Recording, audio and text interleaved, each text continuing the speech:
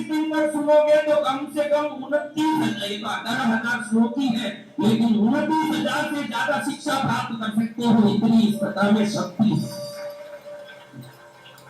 देखो कैसे बोल रहे हैं आपको बताऊं। शौनक जी कहते हैं, प्रथम स्कंद है, प्रथम अध्याय है, इसलिए उसको तो मैं थोड़ा सा बोलना चाहता हूँ, आपको बाद में तो ऐसे ही समझा दो।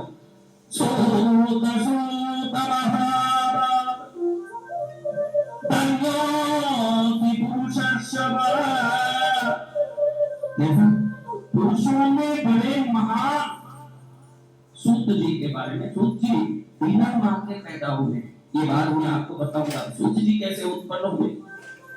मां के गर्भ में उत्पन्न होते हैं ना, तो वो मेद से उत्पन्न होते, अंदर की उस गर्भी में पिंड में कई प्रकार की वस्तुओं उसमें पड़े हैं 10 महीने तक। इसीलिए आदि शंकराचार्य पुनरभिजननम पुनरभिवादनम पुनरभिजननम पुनरभिवादनम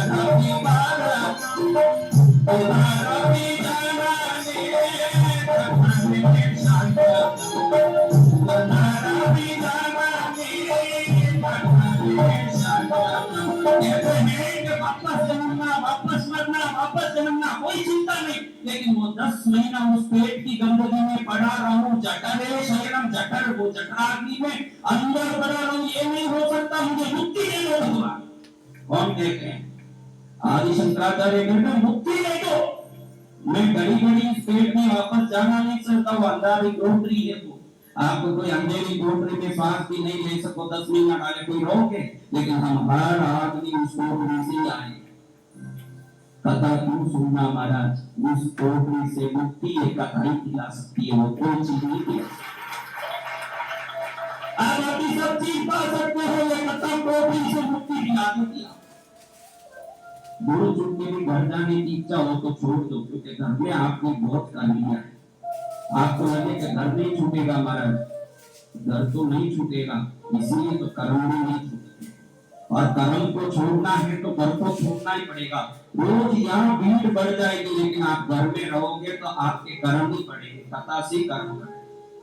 अब सौनक जी कहते हैं कि जिनसे काम हो उनके साथ हम क्या काम करें,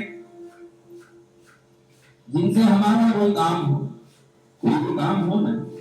मैंने कल ही बताया, मामा ने बताया कि मीठा बोलने वाले का नीम करेला भी बिक जाएगा, और कड़वा बोलने वाले का शहद भी। और बड़े गुणी ज्ञानी शौनक जी कहते हैं कि सूत्र जी आप बड़े भाग्यशाली हैं और पुरुषों में श्रेष्ठ हैं, और जितने पुण्यमय पुराण जो कृष्ण द्वैपायन मुनि ने 18 पुराण बताए, 18 पुराणों की रचना की और 18 पुराणों का ज्ञान दिया, वो सभी ज्ञान आपने प्राप्त किया है। क्या किया है? तो ये प्राप्त ज्ञान सत्यवती पुत्र व्यास जी से आपको पूरी तरह प्राप्त हुआ। दैविकता देने वाला, श्रेष्ठता देने वाला, पुण्य को बढ़ाने वाला, सर्व कार्य की सिद्धि करने वाला, मोक्ष तक हाथ पकड़ने वाला, ऐसे पुण्यमय पुराण को हम आपके पास विनती प्रार्थना करते हैं कि हम जैसों को भी आप इसको थोड़ा बोल के शिक्षा दीजिए। सब कुछ जानने वाले आप हैं, लेकिन हम बिना ज्ञान के मोक्ष नहीं प्राप्त कर सकते, ये हमें पता होने से आपसे निवेदन करते हैं कि पुण्य को बढ़ाने वाला, पुनीत पावन, मुक्ति देने वाला, सर्व मंगल करने वाला भागवत को हमको भी सुनाइए। अब बड़े प्रेम से प्रशंसा करें। इतने ढंग से आप बोल दो तो गुरुदेव खाना छोड़ के भी भजन नहीं सुनाते। तो कोई भी देखो आपका भाग्य कैसा, आपने कभी आके हाथ भी नहीं जोड़ा कि मुझे कथा सुनाओ, आपने कभी हाथ भी नहीं जोड़ा मंगीत सुनाओ, आपने कभी ये बोला भी नहीं कि कुछ अच्छी बात सुनाओ। उसके बाद भी गुरु संतों साधुओं बड़ी कृपा करके पूरे भारत में जगह जगह सुना रहे हैं। अगर आप थोड़ा ही विवेक रख लोगे तो फिर तो संत लोग भोजन भूल जाएंगे, 24 घंटा क्या करेंगे?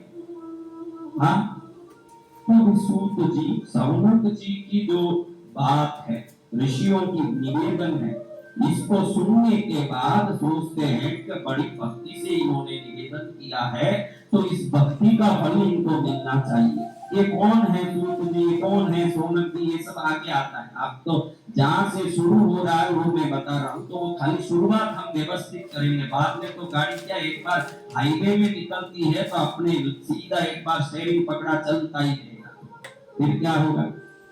तो अब सूत जी कहते हैं, ब्रह्मा जैसे देवताओं से नमस्कृत, सकल मंगल सिद्धि प्राप्त, स्तोत्र करने में जिनकी रुचि हो ऐसे मुनि श्रेष्ठों से सदा ध्यान योग प्राप्त, भगवती के चरण कमल सभी पुराणों में मूलभूत है, क्योंकि इस भगवती से संसार की सभी प्राणियां, देवलोक के देवता, अन्य वनस्पति काय के जीव तक के सभी जीव उस शक्ति से प्रकट हुए। तो तुम्हारे निवेदन से, तुम सबकी प्रार्थना से, मैं सबसे पहले मैंने सब सुना है, लेकिन इन सब के प्राकट्य का जो मूल तत्व है, उस तत्व का स्वरूप श्रीमद् देवी भागवत पुराण को मैं अब सुनाना शुरू करता हूँ आपसे। अब जीवित अजीवित चेतन जड़ सभी वस्तुओं में राजसिक तामसिक और सात्विक रूप में अपनी शक्ति से कल्पांत में सबको समाप्त करके बड़ी ही विचित्र लीला करने वाली महामाया को मैं ध्यान रखता हूँ। कौन कहते हैं? सूत जी कहते हैं, मैं शुरू करने के पहले उनको ध्यान करता हूँ जिनकी बात मैं शुरू करता हूँ। आपको भी एक अच्छी बात बताना चाहिए। कई बार आप किसी के पास काम के लिए जाते हो, वापस आके बोलते हो कि उसने मना, आपका होता है ना। हमारे कलाकारों के तो आइडिया लगी रहती है कि कहीं प्रतिष्ठा का संदेश आते ही प्रतिष्ठा मुझे मिल जाए, होता है। आज एक बहुत अच्छी बात आपको बताता हूँ, ये वेद बताता है, पुराण बताता है, हमारे इतिहास बताते हैं कि हमको कैसे होना चाहिए। सूत जैसे बड़े ज्ञानी महापुरुष व्यास पुत्र स्वयं किसी बात को शुरू करने के पहले जिनकी बात शुरू की उनका ध्यान करके शुरू कर रहे हैं। आप भी घर से कभी किसी के काम से निकलते हो, जिससे कोई भी काम हो, छोटा हो बड़ा हो कुछ भी हो, पहले घर में बैठ के उसको आप ध्यान करके, जिसको आज के तारीख में ये जो सेल्फ कॉन्फिडेंस की बातें करते हैं या कोई भी चीजें करते हैं, उसको मैं जोड़ के इसलिए चलता हूँ कि यूट्यूब में मेरे युवा ज्यादा देखते हैं और उनको ये समझ पड़े कि हमारे पुराण, वो जो आज जितने लोग विजुअलाइजेशन बोलते हैं, उसी को ध्यान के रूप में हम लोग परंपरा से करते आए हैं। जिसको तो लोग कहते हैं कि विजुअलाइज करो या अब वहां जाओ ये काम हो जाएगा। हम अंग्रेजों का बहुत बड़ा कॉमेडियन, उसको 10 करोड़ रुपए की चेक लिख के रोज देखता था कि ये 10 करोड़ रुपए मुझे मिल गए हैं, तारीख लिखा, वर्ष लिखा, हॉलीवुड का किंग गया। और उस व्यक्ति ने पहले ही मन में ध्यान किया कि मुझे 10 करोड़ रुपया आ रहा है, और उसको निरंतर रटता रहा। वही दिन, वही समय, वही महीना, वो वर्ष में वैसे ही एक चेक में उसको 10 करोड़ रुपया मिला। आप वीडियो में देख सकते। आप ध्यान रखो कि आप कोई भी काम करते हो, आपको बड़ा सरल से बोलता हूं कि आपको कहीं जाना है और जाके किसी से पैसे लाना, कोई काम करवाना, कथा का ये अंग नहीं है, लेकिन कथा क्या कहना चाहता है ये आपको समझाना। आपको ये दुनिया का हाथ पकड़ के ही बड़ा होना है, और दुनिया का हाथ नहीं पकड़ पाओगे अकेले रहना, और आप अकेले रहने नहीं, लाखों में रहो और यश कीर्ति पाओ। इसीलिए ये कथाएं पुराण सनातन धर्म में शाश्वत रूप से नियत है। अब अकेले रहने के लिए नहीं हो, समझो कि भी आपके 4-5 ही दोस्त हैं तो समझना अभी आप तैयार नहीं हुए। आप जहां भी जाते हो हर आदमी पहचान सकता हो, तो ये विजुअलाइजेशन से संभव है। इसीलिए देवता पूजा के पहले देवता ध्यानम क्या करते हैं? गुरु की पूजा के पहले गुरु ध्यानम, भगवान की पूजा के पहले भगवत ध्यानम, ये करते हैं। यहाँ सूत जी कहते हैं कि मैं कथा सुनाऊंगा, तुमने कथा पूछा, 18 कथाएं मैं जानता हूँ, 18 पुराण मैं जानता हूँ, लेकिन तुम पूछ रहे हो तो पहले मैं भगवती आदि शक्ति जिसके कारण सभी प्रकट हुए, बाद में इनके कारण सभी कथा हुई, इसलिए मैं देवी भागवत को सबसे पहले सुनाऊंगा। सूत जी सबसे पहले उनको सुनाऊंगा। और मैं क्यों सुनाऊं भाई देवी भागवत? मेरी देवी पद्मावती मेरे लिए मूलभूत तत्व है, वो आदि शक्ति का ही एक रूप है। देखो घड़े में दिखने वाला सूर्य अगर उस सूर्य का ही प्रतिबिंब है तो वो सूर्य ही है, उसका नमस्कार भी होगा। मूलभूत शक्ति को मानने वाला कोई भी साधक हो, लक्ष्मी, सरस्वती, भगवती, पद्मावती सबको माने, क्योंकि उसी से ये सब प्रकट होते। तो आपको देखना है, बड़ा पुण्य है। देखो ध्यान करके मैंने बताया कि आपको किधर भी जाना, फिर हम क्या करें महाराज? आपको कल जाना है। कब जाना है? कहाँ जाना है? किसी से भी मदद ले, पैसे का, काम का, तो कम से कम 3 दिन पहले से, अगर पहले ही मालूम, कभी कभी क्या अचानक कोई तकलीफ आ जाती है तो उसी समय जाते हो अलग बात, लेकिन कभी कभी तो प्लान मदद होता है ना, कभी पहले से ही आइडिया होता है, जब खुश हो तो जाके पकड़े, आइडिया होता है। तो पहले 3 दिन, कम से कम 5 दिन पहले से सोते समय, जब सोने लगते हो तो आपका दिमाग अल्फा स्टेट में रहता है। किस स्टेट में? अल्फा स्टेट क्या हमारा जो अंग्रेजी शब्द है, अल्फा स्टेट अंग्रेजी शब्द है, हम उसको सुषुम्ना में रहना, सुषुप्ति अवस्था कहते हैं हमारी भाषा में। क्या कहते हैं?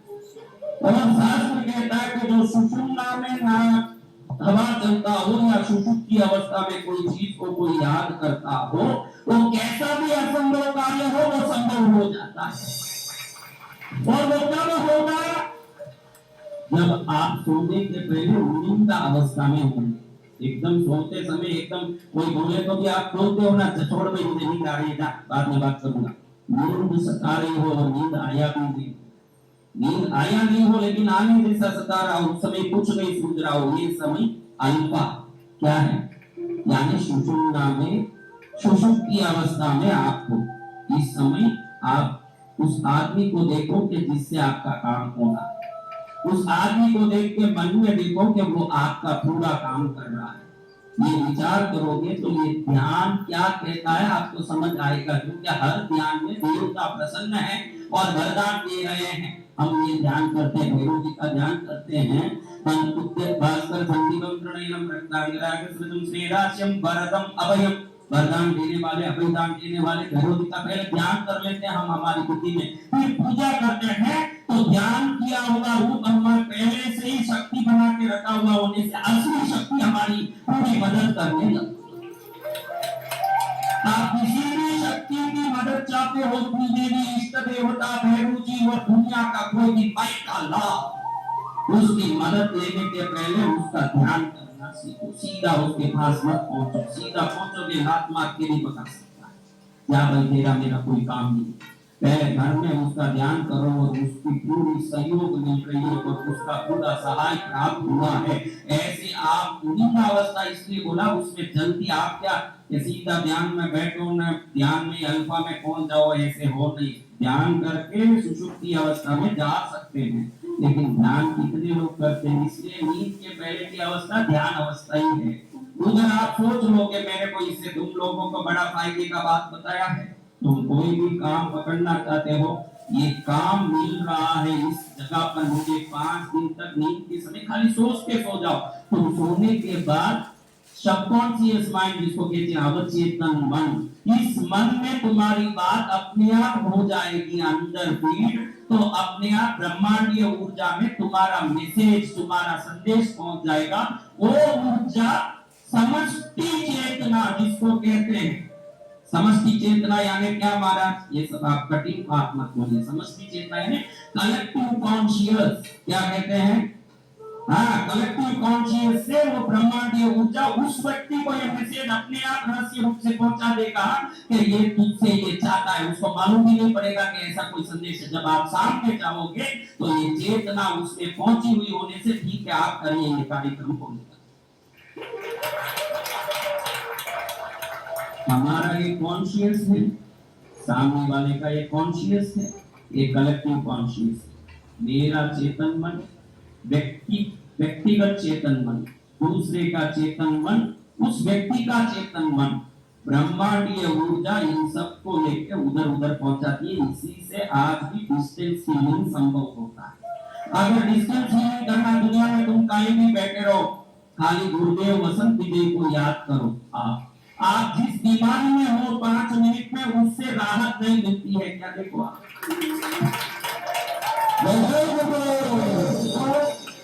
पोस्ट बॉक्स में जैसे पोस्ट जाता है और वहां से फिर वो पोस्ट बॉक्स से पोस्ट जाके दूसरी जगह जिसको पहुंचना है वहां पहुंच जाता है, वैसे ब्रह्मांडीय ऊर्जा एक पोस्ट बॉक्स से आपकी हर बात को सोते समय बोलो अच्छी बात। क्या बात?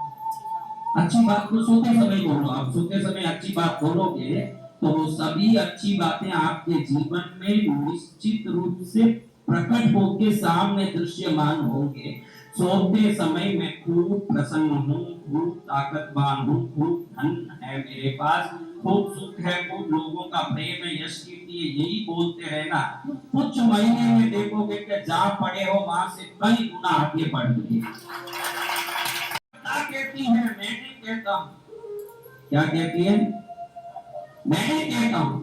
कथा में सूत जी कहते हैं अगर ब्रह्मा जी इस संसार की सृष्टि करते हैं, अगर ऐसी बात है ब्रह्मा जी सबके अगर सृष्टि करता है तो उनको ही विष्णु की नाभि कमल में क्यों प्रकट होना पड़ा? यानी उनकी भी किसी ने सृष्टि की, यानी वो मूल सृष्टि नहीं। उनके पहले विष्णु हुए, उसकी नाभि से कमल से ब्रह्मा प्रकट हुए, यानी ये मेन सोर्स नहीं।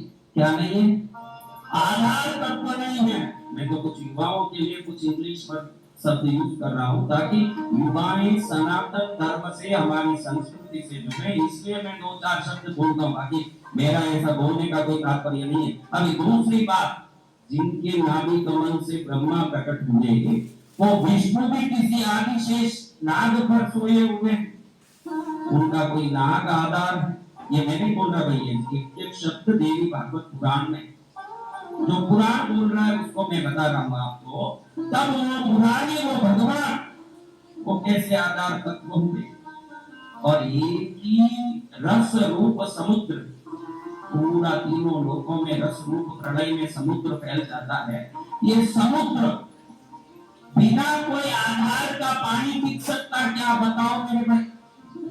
तो सूत जी कहते हैं कि जिस समुद्र को आप लोग देखते हो वो जो प्रलय के समय में पूरे ब्रह्मांड में व्याप्त होकर के पूरा जल मग्न हो जाता है, अनंत कोटि ब्रह्मांड है, ये जल जिधर टिका रहता है वो आधार ही मूलभूत शक्ति है जिसकी कथा हम कोई मूलभूत शक्ति है जो सगुण है, सगुण यानी रूपधारिणी, जो मायावी है, मायावी जो मुक्ति देने वाली है, वो जो निर्गुण भी है। ऐसी पराशक्ति को नमन करके इस भागवत को मैं शुरू करता हूँ। कौन कहते हैं? 18,000 जिसके श्लोक हो, कृष्ण द्वैपायन भगवान वेद व्यास से जो शुरू हुआ, मंगलकारी 12 स्कंद जिसमें हो और जिसको 318 अध्याय हो, ऐसे विशाल कथा में 5 लक्षण। कितने लक्षण? आप लोग कहते हो ना, आदमी तो देखा मैंने परिवार में किसी लड़की के लिए देखने गए थे, हम कहते हैं आदमी तो देखा लक्षण सही नहीं, कहते हो, और लड़की देखने गए जाके कहे कि देखा ठीक है, लड़की नाक की जगह नाक है, आंख की जगह कान चाहिए, लक्षण सही। तो पुराणों के 5 लक्षण। कितने लक्षण? सर्ग प्रतिसर्ग। क्या लक्षण है? सर्ग प्रथम लक्षण, प्रतिसर्ग दूसरा लक्षण। क्या? वंश मनवंतर प्रतिवंश, यानी सर्ग। सर्ग यानी क्या हमारा? बोलो, सर्ग यानी क्या? बताओ। देखो, ये देवी जब निर्गुण होती है तो सगुण होते समय 3 रूप लेती। कितना रूप? निर्गुण पराशक्ति पूरी चराचर जगत को बनाने वाली निर्गुण होती है, और जब सगुण होती है तो 3 रूप लेती है। सात्विक में लक्ष्मी, राजसिक में सरस्वती और तामसिक में महाकाली। ये तीन रूप धारण करके खड़ी होती है, तो इन तीनों रूपों की शक्ति जो शरीर ली और कैसे शरीर लेके ब्रह्मांड की रचना की, ये सर्ग यानी इनकी प्राकृत्य की कथा सर्ग ये पुराणों में होता है। और इनसे इन शक्तियों से ब्रह्मा विष्णु महेश कैसे प्रकट हुए, ये प्रतिशत यानी ब्रह्मा विष्णु महेश मूल शक्ति से प्रकट लक्ष्मी सरस्वती और काली की शक्ति के बाद प्रकट होते हैं। तो सर्ग तो देवी तत्व है, प्रतिसर्ग ही विष्णु ब्रह्मा शिव तत्व है पुराण के हिसाब से। समझ रहे? थोड़ा कटिंग लगे, अभी 2 मिनट लगेगा कटिंग। फिर इनसे जो चंद्रवंशी राजाओं की बात, सूर्यवंशी राजाओं के नाम आदि की बात सुनते हो, ये वंशावली क्या कहता है? चंद्र सूर्य आदि की कथा। तीसरा लक्षण ये है, प्रथम लक्षण सर्ग, दूसरा लक्षण प्रतिसर्ग, तीसरा लक्षण वंश। कैसे ये मनुष्य धरती में प्रकट होकर के आए, उसके पहले प्रजापति कैसे हुए, मनु कैसे हुए, ये सब वंश की कथा। इसके बाद ये जो वंश की कथा आती है, इसके बाद मनुओं की कथा आती है। अभी हम वैवस्वत मनवंतर में, कौन से मनवंतर?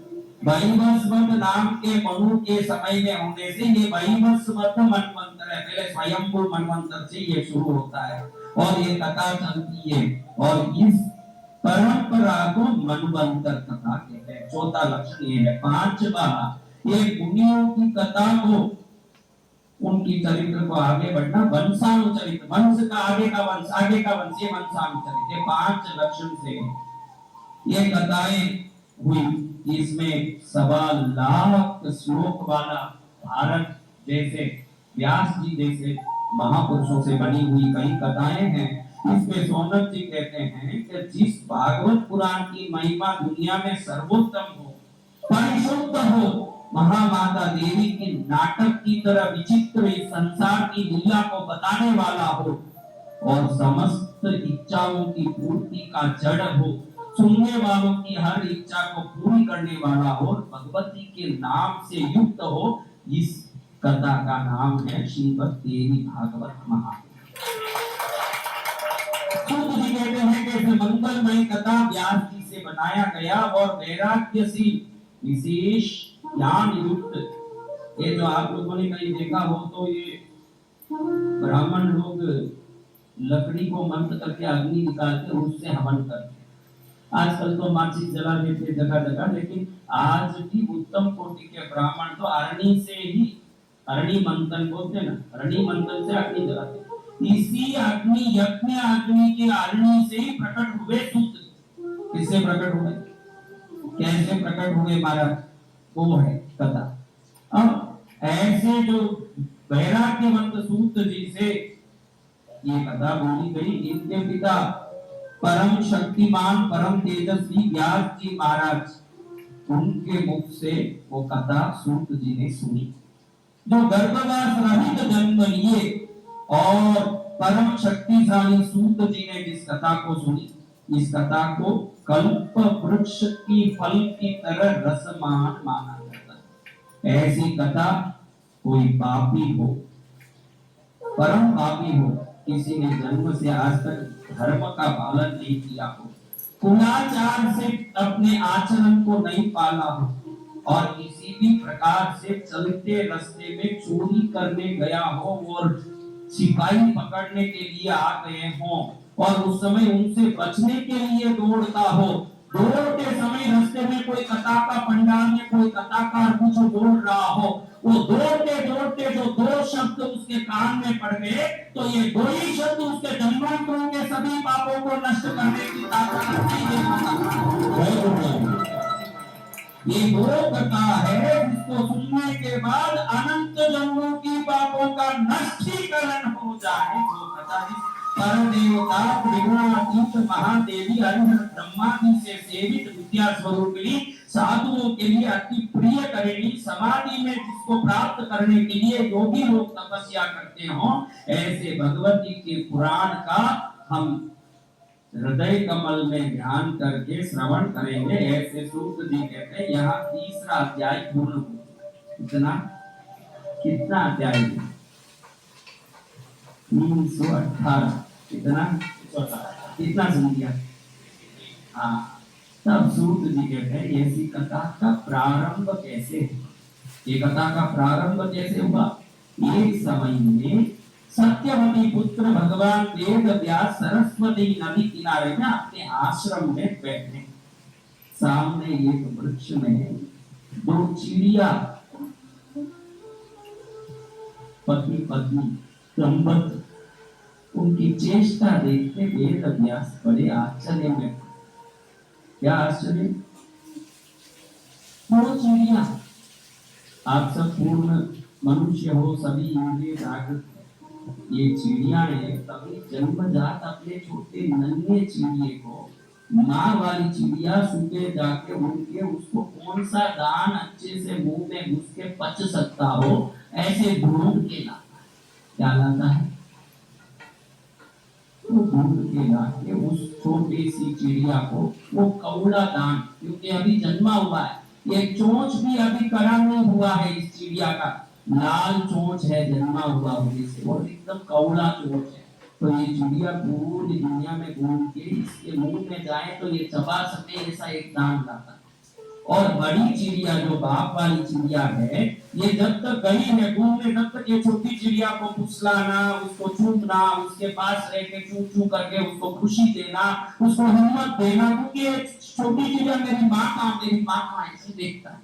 व्यास जी इसी को देख करके बैठे हैं, देखो ना ये चिड़िया, इसमें इतनी ममता और इतना प्रेम, ये देखो ये चिड़िया, इसमें कोई मनुष्य जैसी बुद्धि नहीं है, लेकिन अपने बच्चे को पालने के लिए कैसे ये बड़ी चिड़िया चूम रही है, कैसे ये चिड़िया प्यार कर रही है, और माँ कैसे दान लाके उसके मुंह में बराबर चोंच अपनी चोंच से खोल के उसके मुंह में दान डालती है, और वो दान को बराबर चबा के अंदर ले रही है, नहीं इसको ध्यान से बैठे बैठे देख, और इतना ध्यान से बैठ के व्यास जी ये चीज को देख रहे हैं कि बड़ी ममता है। तुरंत व्यास जी को याद आया, मेरे पास तो कोई नहीं। क्या याद आया, तुरंत शास्त्र बनाने वालों को तो शास्त्र ज्यादा सताएगा, जो शास्त्र बनाया हो उसको शास्त्र याद आ जाए तो बड़ा मुसीबत पड़े, क्योंकि उन्होंने लिखा है पुराणों में वेदों में, पुत्रहीन स्वर्ग नहीं पाएगा। क्या लिखा है, हाँ, सनातन धर्म के हिसाब से पुत्र ही तो सद्गति का कारण बनता है, वही तो श्राद्ध करता है, वही तो क्रिया करता है, वही तो अस्थि का विसर्जन करता है, वही तो कई क्रिया करता है। सनातन धर्म के हिसाब से पुत्रहीन को सद्गति, तो बड़े विचार में पड़ गए व्यास जी। एक तो इन चिड़ियाओं की ममता देखी तो ये चीज याद आ गई कि मेरा कोई पुत्र होता तो मैं ऐसा लाड करता।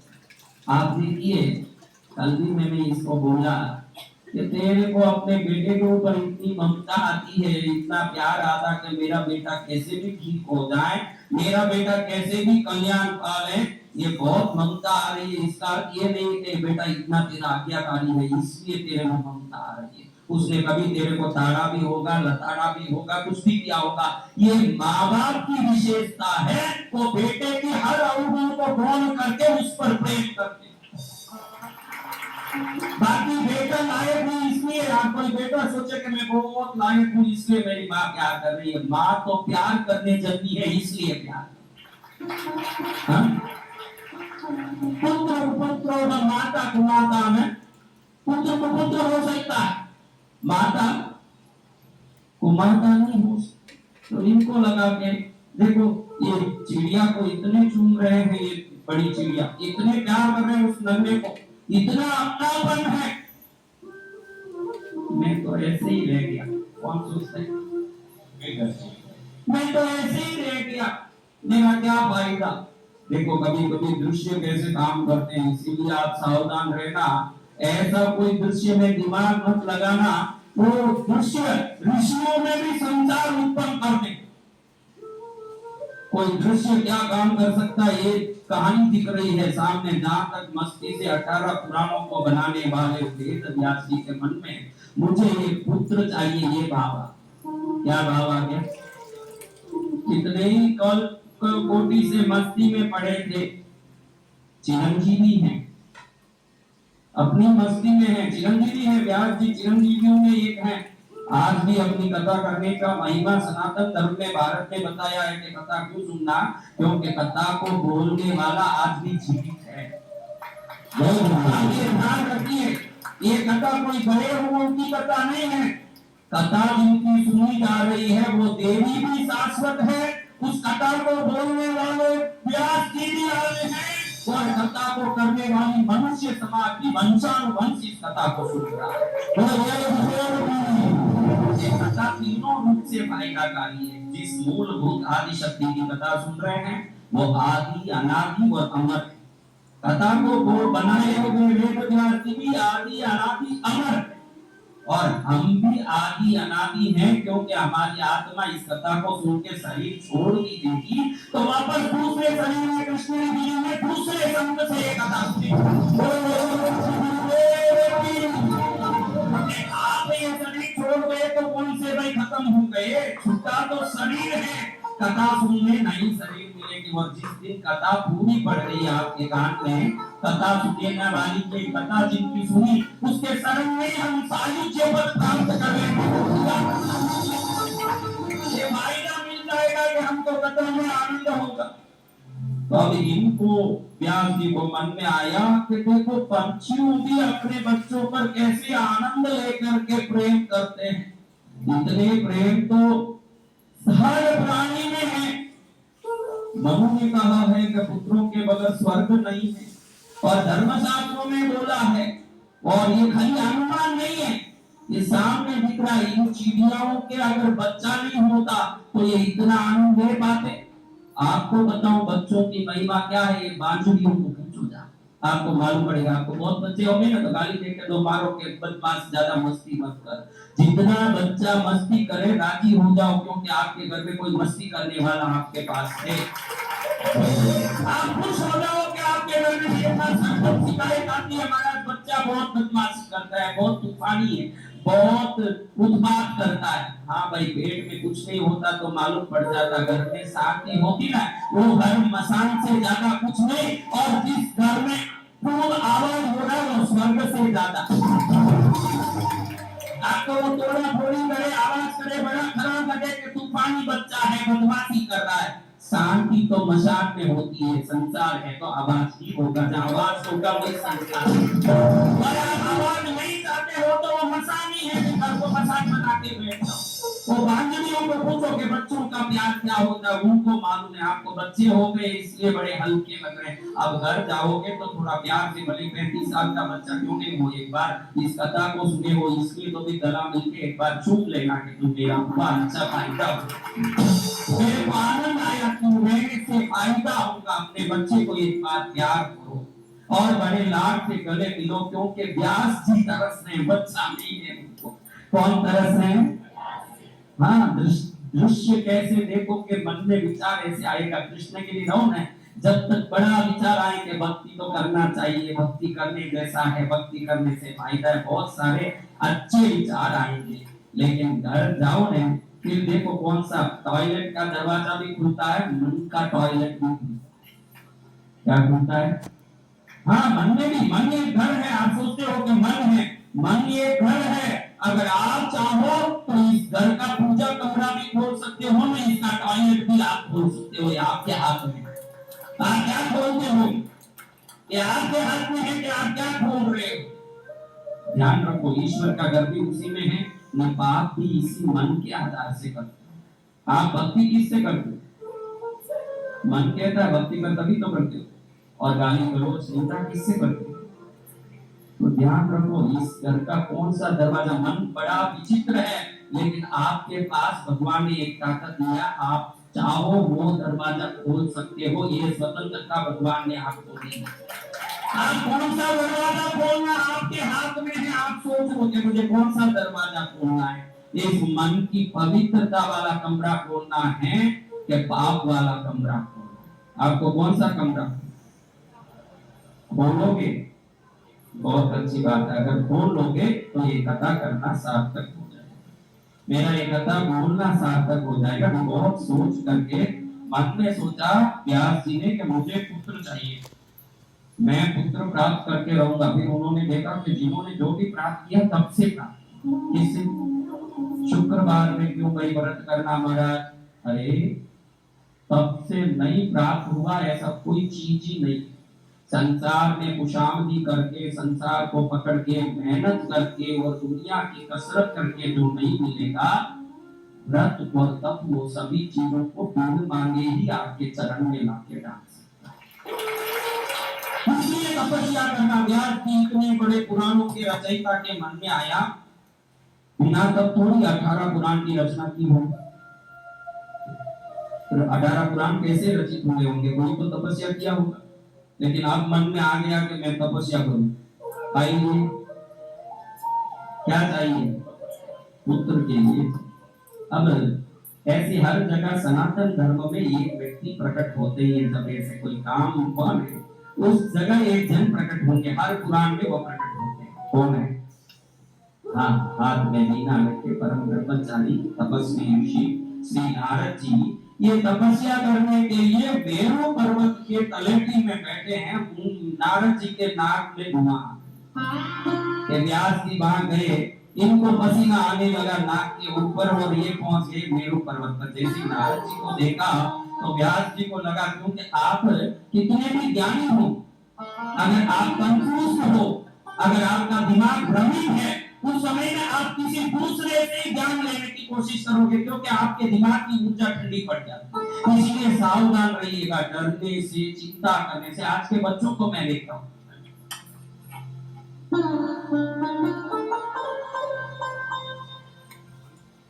तो आज के बच्चों को मैं देखता हूँ, अधिकतर बच्चे यहाँ जितने आते हैं ना, वो बात एक बच्चे को लेके आता है तो मुझे लग जाता है कि जरूर इसको डिप्रेशन में ऐसे बोलते।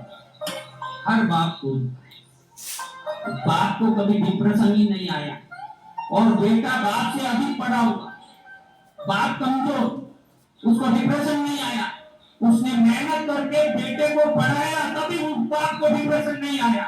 और बेटा बाप को पकड़ के लता की तरह चढ़ रहा है, बाप वृक्ष की तरह खड़ा है। ये वृक्ष ना तूफान में गिरा, ना कोई संकट में गिरा, और ये लता तो आराम से वो वृक्ष को पकड़ के चढ़ रहा, गिरती नहीं गिरा।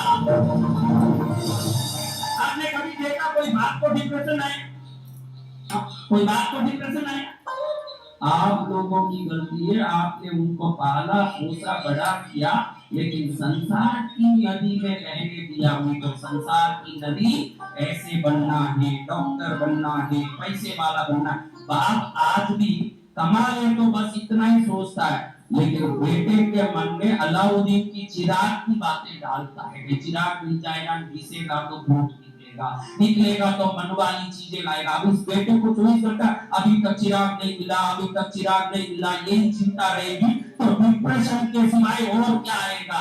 अगर हम चिराग के पीछे पड़ेंगे तो डिप्रेशन ही आएगा, अलाउद्दीन बन जाएंगे तो चिराग आएगा। ये फर्क मालूम नहीं पड़ेगा। हम अलाउद्दीन बनने की कोशिश में नहीं है, चिराग पकड़ने की कोशिश है। चिराग किसको मिलेगी भाई? चिराग किसको मिलेगा? किसको मिला था?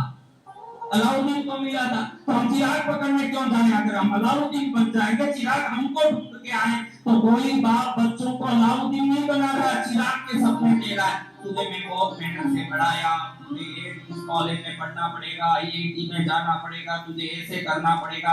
अब उसमें थोड़ा भी कम हो तो बेटे को लगे कि मेरे बाप के एक्सपेक्टेशन से मैं गिर जाऊंगा, समाज के एक्सपेक्टेशन से मैं गिर जाऊंगा, फलान चंद जी की बातों से गिर जाऊंगा। अरे गिरना क्या है? जापान में कभी जाओगे, हर घर में चाय का कप देखोगे ना, तो वो टूट के चेपा हुआ मिलेगा। कैसे? कभी देखा कि भारत में कोई टूटा हुआ, जिसको फेविकॉल से चेपा हुआ कप से चाय पिएंगे? कोई पिएंगे? मेहमान आए, शर्म आएगा कि टूटे हुए में पिए। वहां तो नया खरीद के तोड़ते हैं। क्या करते हैं? खरीद के तोड़ते हैं जबरन, फिर बोलते एक एक को चेपते हैं, पूरा अलग वो पार्ट को जमाते, देखते हैं कि इसके ऊपर ये था, इसके ऊपर, बड़े मुश्किल से, क्योंकि इतने पीस में टुकड़ा हो गया तो कैसे जमेगा भाई? बड़े मुश्किल से जमा के जोड़ते हैं। वो कहते हैं कि दुकान में 1000 कप बनता है तो 1000 ही सामान बनता है, और हम सामान क्यों रहे? हम उसको तोड़ेंगे, जब टूटेगा तो अलग अलग तरीके से टूटेगा और हम चेपेंगे। हमारे घर में जैसा कप हो दुनिया में नहीं होना चाहिए, हम अलग होना चाहिए, हम विशेष होना चाहिए, ये है। और आप सब बच्चों विशेष होने जन्मे हो, कोई दुनिया की ताकत आप में डिप्रेशन नहीं दे सकती, दुनिया की कोई शक्ति नहीं कि तुमको तकलीफ दे सकती है। तुम्हारे मन के विचारों को सही करके भगवती की शक्ति पर विश्वास कर लोगे, क्षण मात्र में अंधेरा दूर हो जाएगा, न एक क्षण में तुम्हारा जीवन प्रकाशित हो जाएगा। कोई डिप्रेशन का काम नहीं। जिसका गुरु बसंत नहीं हो, डिप्रेशन तो दूर की बात है, वो साधारण आदमी भी नहीं हो सकता, वो असाधारण ही होगा, एक्स्ट्राऑर्डिनरी ही होगा। क्योंकि आप देखिएगा वट वृक्ष के बीच से क्या आएगा महाराज, वट वृक्ष के बीच से क्या आएगा, धनिया के बीच से क्या आएगा। आप ध्यान रख लो, आप धनिया बीज नहीं हो, आपका बीज सनातन धर्म है। और उस बीज में जन्म लिए हुए अंग्रेजी देशों में डिप्रेशन की गोली लेते हैं, वैसे ले नहीं सकते, क्योंकि उनका भगवान सूली पर चढ़ गया है, हमारे भगवान सूली पर चढ़ने वालों को बचाने वाले। हमारे भगवान सूलियों पर चढ़ के त्याग नहीं करते, सूली पर चढ़ गया दुनिया के लिए, मैंने खून बहा दिया, मैं सूली पर चढ़ गया, मैं त्याग करता हूँ। हमारे भगवान त्यागियों को स्वर्ग देते हैं और भोगियों को संपत्ति देते हैं। हमारे भगवान सूली चढ़ने वाली धर्म नहीं है कि ना डिप्रेशन आ जाती है, ये परमात्मा की शक्ति है। यहाँ हम सबको हाथ पकड़ने को हैं। गलती ये है कि तुम लोगों ने अपना हाथ बाप को पकड़ाया है। देखो ऐसे आप पकड़ लिए बाप का हाथ, छोड़ दो। आज से कृष्ण के लिए आए हो, बाप को अपना हाथ पकड़ने दो, वो कहीं गिरने नहीं देगा, फिर आप पढ़ नहीं सकते। आप पकड़े गए हो तो छोड़ सकते हो, कभी छोड़ दोगे, पकड़ते हो, देखा भाई कभी हाथ लड़ रहा है, छोड़ सकते हो, छोटे हो नन्हे हो, पकड़ने की तरीका नहीं आता। आज से समर्पित हो जाओ कि मैं आपका हाथ नहीं पकड़ूंगा जगदम्बा माँ, आज से मैं आपका हाथ नहीं पकड़ूंगा, ऐसा समर्पित होता हूँ कि आप मेरा हाथ पकड़ो, हाथ से फिर छूट नहीं सकता। मुझे तकलीफ आएगी, मुझे परेशानी आएगी, मुझे ये बनना था मैं बन नहीं पाया, मुझे ये बनना बन पाऊंगा कि नहीं, अपने हजार सवाल ही डिप्रेशन लाते हैं। सवालों को पानी में बहा दो, तुम कुछ बनने जन्मे हो, ये विश्वास। जब भविष्य को हम जानते ही नहीं है, जिस भविष्य को हम जानते ही नहीं है, तो उस भविष्य में अंधकार को क्यों देखते हो। अंधकार है, किसी ने आगे बोला या आकाश से कोई पानी हुई, जब आकाशवाणी भी नहीं हुई और अंधकार का हमको पता भी नहीं है, तो हम उजाले का ही विचार करें और उस उजाले में ऐसे चलें कि लक्ष्य सुगमता से प्राप्त हो। आज के युवाओं को आज की चकाचौंध लोभ ने भटकाया। संतों के चरणों में रहो, कथा पुराण की सार को समझो, तुम समझ जाओगे कि तुम भी वो कप हो जो टूटने के बाद भी छिप सकता है ना अपने नए व्यक्तित्व में, विशेष व्यक्तित्व में, दुनिया में एक अलग पहचान ला सकता है। अब अलग रहना है हमको, अपने मस्ती में रहना है। समझ आ रहा। मैंने सोचा था कि आज कम से कम 20 तो भी अध्याय बोलूंगा, तो ही मैं जाके 29 दिन में कुछ बोल पाऊंगा। 9 अध्याय तो भी बोलो तो भी 29 दिन में 270 अध्याय होता। कितना अध्याय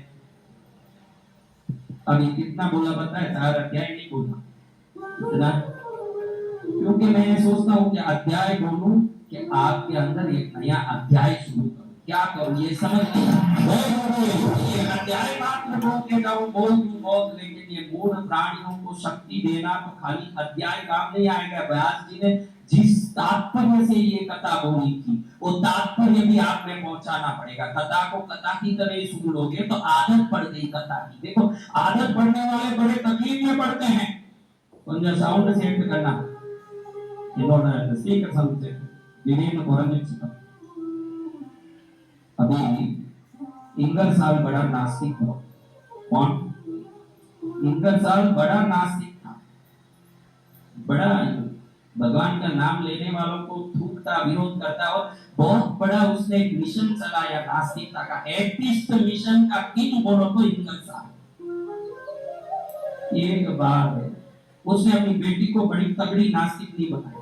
बेटी इतनी तगड़ी नास्तिकनी कि अच्छे अच्छों को नास्तिक बना, ऐसा इनका टीम था। एक बार ये इंदौर साल वृक्ष पर चढ़ा और किसी कारण से कुछ कर रहा था, वृक्ष पर चढ़ के कुछ तोड़ रहा था फल वगैरह, और डाली अचानक खिसक गई और टूटने लगी। तो उसने बोला ओ माय गॉड। क्या बोला? Oh my God. बेटी देखती रह गई, मेरा बाप पूरी दुनिया में भगवान नहीं है बोलने वाला, ओ माय गॉड कैसे बोला? तो बाप को अलग से पूछ ली, क्योंकि लोगों के सामने पूछे तो फजीती हो जाए। अलग से पूछ ली कि आपने ओ माय गॉड कैसे बोला? वो बोले कि मेरा बाप ही था, रात दिन ओ माय गॉड करता। अब मैं तो नास्तिक हो गया, लेकिन सुने हुए का संस्कार में मेरे मुंह से ओ माय गॉड तो संस्कार मेरे मुंह से ओ माय गॉड आता है।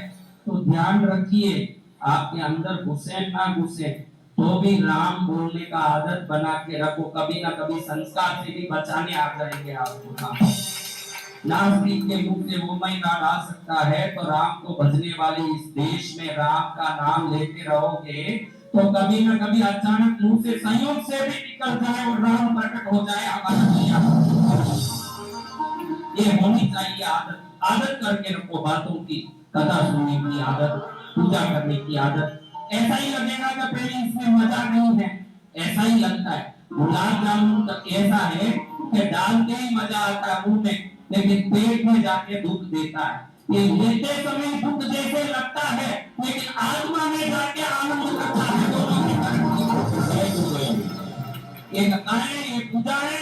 आपको लगेगी कि कंटाला आ रहा, कहीं पे सो भी जाते सुनते सुनते, तो हमको लगे ये गुलाब जामुन नहीं है, डालते ही मीठा लगेगा, लेकिन इसका परिणाम मीठा होगा। मैं सदा कहता हूँ सबको कि जो चीज मजा आता है और मजा देता है उसको करोगे तो मजा तो मिलेगा ही, लेकिन जो चीज फायदा करता है उसको करोगे तो आगे बढ़ोगे। मजा में और फायदा मजा करने का काम करोगे, मजा ही आएगा। मजा करो। मजा किया हुआ वहीं खड़ा है। मैं पूछूं कि भाई कहाँ खड़ा? भाई तुझे 5वें वर्ष में देखा, बचपन में वहां खड़ा था, आज 35 वर्ष का हो गया वहीं खड़ा है, क्यों? मनोरंजन करता रहा महाराज, मजा आया बहुत। व्हाट्सएप देखा, फेसबुक देखा, सब देखा, मजा बहुत आया। वहां खड़ा है जहां 5वें वर्ष में खड़ा था, और एक व्यक्ति वहां पहुंचा। भाई इतना ऊपर 100वें मंजिल में कैसे खड़े हो? उतना ऊपर पहुंच गए। महाराज मैंने देखा कि जिस वस्तु में फायदा हो वो मैं करूंगा, और फायदे के काम करते करते व्यक्ति अदानी बनता है, अंबानी बनता है, मोदी बनता है। वो सब फायदे के काम को ही चुनते हैं और फायदा करते हैं, और मजे का काम आपका 4-4 घंटा रोज व्हाट्सएप में वेस्ट होता है, और ये दुख भी देता आपको। ये बच्चों को डिप्रेशन आने में सबसे पहला कारण इंटरनेट मीडिया ही। उसमें देख के कंपेयर करते हैं, चीजों को पकड़ते हैं। अरे तू अपने रास्ते में चल, इस दुनिया में सब कुछ पा लेगा, और इस दुनिया में हर एक ने पाया तो किसी को देख के तरस तरस के थोड़ी पाया। तरस से पाओगे कि पहुंच के पाओगे? तो तरस ना के पहुंचना। तो ये कथा आपको 29 दिन में क्या सिखाएगी, कैसे पहुंचना ये सिखाएगी ये कथा। कैसे पहुंचेंगे महाराज आप बताओ? आप देखना कैसे पहुंचेंगे। अभी कौन आ गए? मैंने बोला कौन आए? कौन आए? बोलो जोर से।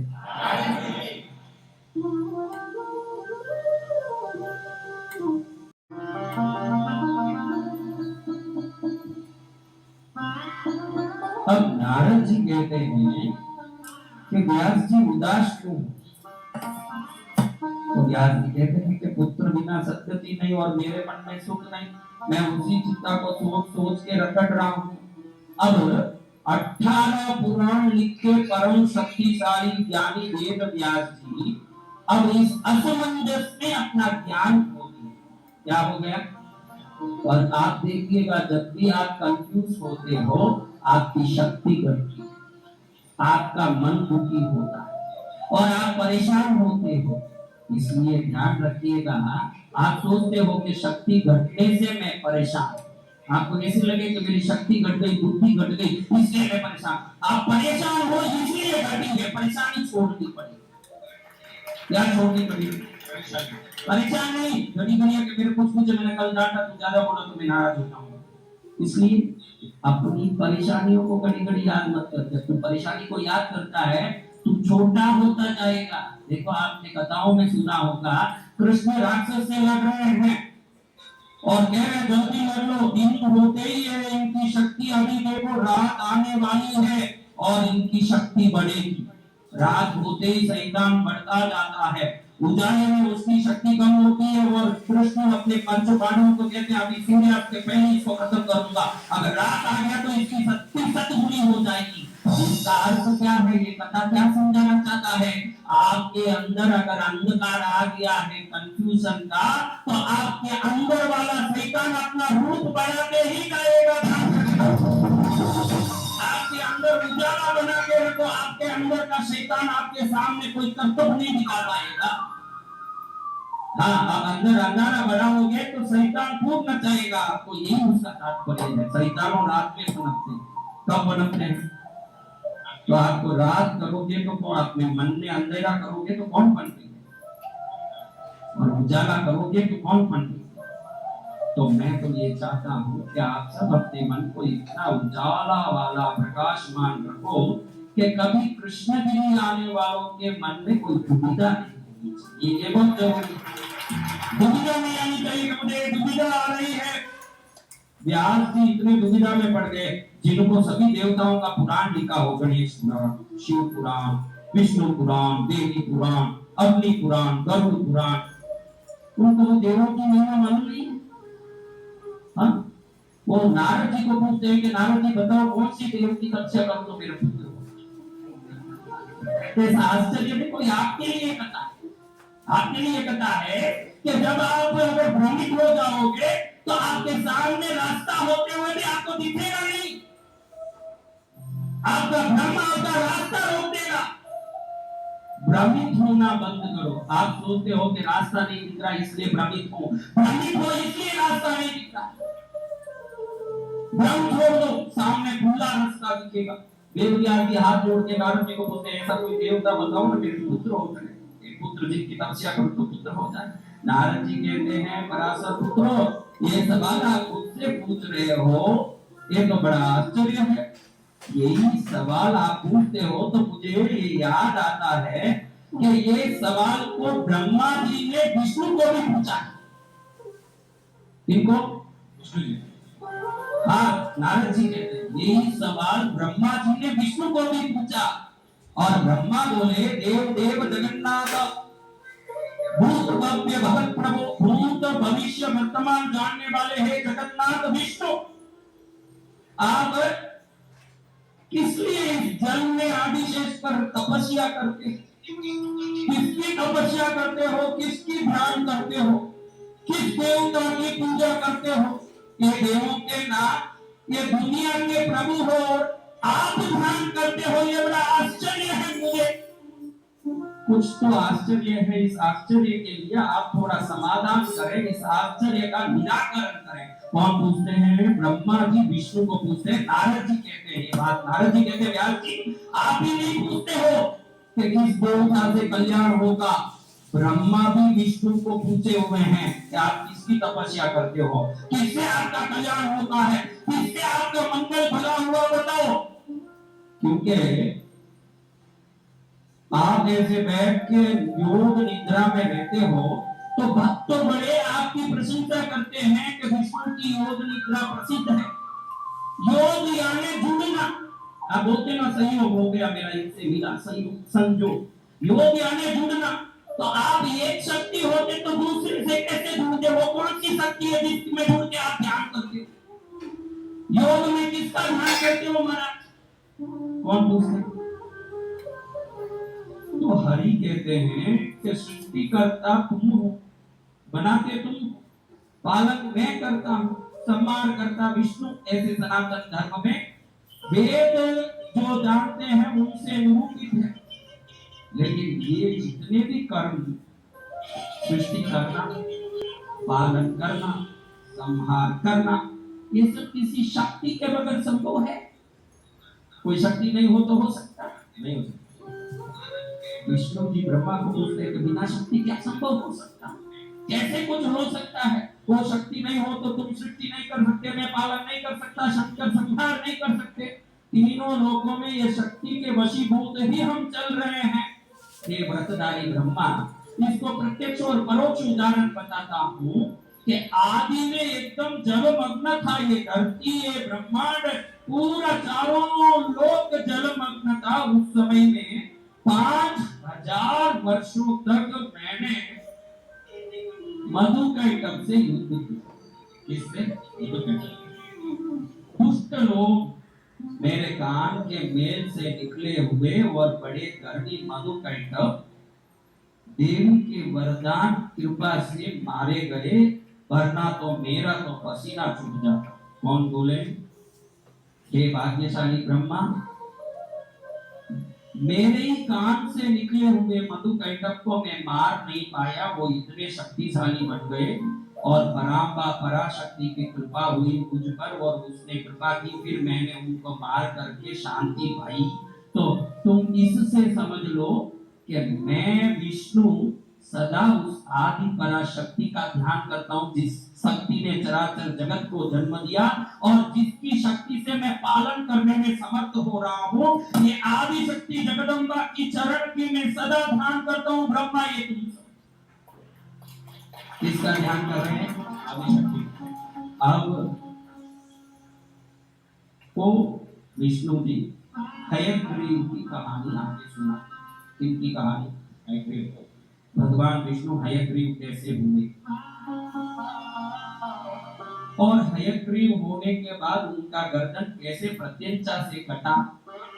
विष्णु का गर्दन जैसे ही कटा, मुकुट और कुंडल सहित विष्णु का सिर कहां जाके गिरा पता ही नहीं चला। विष्णु बिना सिर के हो क्या हो गए? बिना सिर के। अब बिना सिर के विष्णु बैठे हैं तो जगदम्बा कहती है कि मेरी तपस्या करने वाला हयग्रीव नाम के राक्षस ने वरदान लिया कि मुझे मारने वाला भी घोड़े का मुख वाला ही होना चाहिए, मुझे वही मारना जो घोड़े का मुख वाला हो। तो अब मौका अच्छा आया है, विष्णु का सिर नहीं है। विष्णु बड़े 10,000 साल तक देवों से युद्ध करके थके हुए थे। वो थकान के कारण उन्होंने अपने सारंग पाणी नाम के धनुष को अपने टोड़ी पर रख के जमीन पर दबा के इन्होंने अब नींद लिए, तो इस नींद में वो इतने मग्न हो गए कि कोई उठा नहीं पाए और सोचे कि लक्ष्मी उठाएगी, शायद शक्ति है तो भगवान विष्णु ये तो लक्ष्मी की तंद्रा में आ गई, वो भी उठ नहीं पाए। अब कोई नहीं उठ रहे, इनको कैसे उठाएं? तो भगवती ने कहा कि मैंने दीमकों की रचना की है। किसकी? इन दीमकों को जमीन में छोड़ो, ये धनुष को खाएंगे पकड़ के। जैसे धनुष गिरेगा ये अपने आप उठेगा, लेकिन दीमकों का स्वभाव है कि वो जहाँ धरती में मट्टी है वहीं रहते हैं, उससे ऊपर चढ़ नहीं पाते। तो उन्होंने नीचे धनुष के निचले भाग को काटा, तो प्रत्यंचा ऐसी कट के चूक हुई कि विष्णु का गर्दन ही कट के गई थी। किसी ने ये सोचा नहीं। अब ऐसे होते ही सब घबरा गए। परांबा कहे कि इसको एक घोड़े का मुख लगा दो। ये काम कौन करे? देव शिल्पी त्वष्टा को बुलाया। देव शिल्पी त्वष्टा ने सोचा कि ये गर्दन लगाने का काम मुझे दिया, मैं नारायण का गर्दन लगाने वाला भाग्यशाली। उन्होंने घोड़े का सिर लाके नारायण को लगा दिया। हय यानी घोड़ा, ग्रीव यानी गला। घोड़े का सिर गला वाले होने से विष्णु का इस अवतार का नाम है।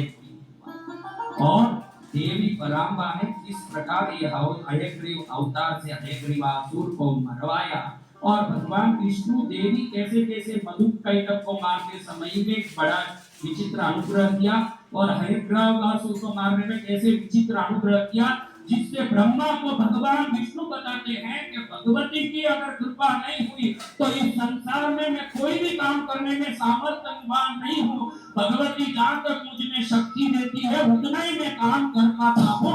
इसलिए हे ब्रह्मा, ये भगवती ही है जो मुझे चलाती है, उसकी शक्ति ही है जो मुझे चलाती है। कौन कहते हैं? और इस कथा को कौन किसको कह रहे हैं? नारद जी किसको कह रहे हैं? व्यास जी को। तो इस कथा को अब कल हम आगे चल के कि कैसे किस प्रकार ब्रह्मा विष्णु आदि भगवती के अनुग्रह के पात्र बनते हैं, आप सुनते जाओगे आपको लगेगा कि व्यास जी महाराज तड़प तड़प के भगवती की साधना करते हैं। किसकी साधना? और क्या चाहिए भाई? पुत्र चाहिए। भगवती ने आशीर्वाद दिया, तुझे पुत्र मिलेगा। क्यों तड़पते हैं? पुत्र पुत्र। चिड़िया को देखे हुए हैं, दोनों चिड़िया कैसे कूद रही है, तेरे नाच रहे, इसी दिमाग में लगे हुए हैं। अब हवन कर रहे हैं तो हवन में भी उनको वो चिड़िया ही दिख रही है। बच्चा जिसका चोंच एकदम लाल लाल कौला है, चोंच अभी कड़ा भी नहीं हुआ, उस चोंच में उसकी माँ कैसे दाना देती है, मेरा पुत्र आएगा तो मैं सोने की संचिया में ऐसा दूध पिलाऊंगा उसको, मेरा पुत्र आएगा तो मैं उसको गोद में लेके ऐसे खिलाऊंगा। भूल गए व्यास जी कि मेरी तो पत्नी है नहीं, क्या कोऑर्डिनेशन का कोई वस्तु ही नहीं हो और वो कोऑर्डिनेटर की बातें सोच रहे हैं। लेकिन बड़ा पुण्य हुआ, बैठ करके हवन करना था तो व्यास जी ने अपने ही भाव से अरणी में अग्नि निकालने के लिए मंथन शुरू किया। ये आपके लिए ये कथा ये बताती है कि कहाँ क्या हो सकता है। आप ये कथाओं का तात्पर्य समझोगे तो कथा मात्र देवों की कहानी नहीं है, ये कथा हमारे जीवन में मनुष्य जन्म में जीवन की शैली कैसा होना चाहिए ये बताने वाली कथाएं हैं। आप समझो कि भाई कोई भी एक प्राणी बगैर सहयोग जन्म सकता है क्या? लेकिन ये देखो व्यास जी अरणी का मंथन कर रहे हैं, अग्नि प्रकट होना है, दिमाग एकदम विचलित है, उनको किस चीज की प्राकट्य की चिंता है? हाँ? तो अरणी को मंथन करते करते पुत्र की चिंतन कर रहे हैं, ऐसे ऐसे रगड़ रहे हैं तो वो अरणी की तेज में पुत्र प्रकट हो गया। क्या प्रकट हो गया? ध्यान रखिएगा, कभी आपके जीवन में डिप्रेशन आ जाए और आपको लगे कि मुझे ये चीज इधर से मिली थी इधर से नहीं मिली, ये कथा बताती है कि अगर तेरा चिंतन प्रगाढ़ हो जाए तो चीज कहीं से भी मिल सकती है, उसके लिए कोई जगह की जरूरत नहीं है, चीज की चिंतन की जरूरत है। ये जरूरी नहीं कि वो चीज वहां से मिलेगी, वो चीज कहीं और जगह होगी, मिलेगी, उसकी चिंतन करता है। तू तो उस जगह से नहीं मिली, तुझे आईआईटी में तुझे एडमिशन नहीं मिला तो पूरे विश्व में रहने वाले लोग हमारा अहमदाबाद आईआईटी से ही पढ़ के बाहर नहीं निकलते। दुनिया में बहुत सारी संस्थाएं हैं जहाँ से व्यक्ति पढ़ के बाहर निकलता है। तूने क्या किया ये महत्व है, कहाँ से किया ये कोई महत्व नहीं। ये कथा वो समझाती है कि अरणी से सुत जी प्रकट हो गए। कौन? अब बिना माँ के प्रकट हुए हैं तो बड़े वैराग्यवंत। अब माँ ही नहीं है, माँ के पेट में जन्मे ना उनमें ममता होती है। क्यों?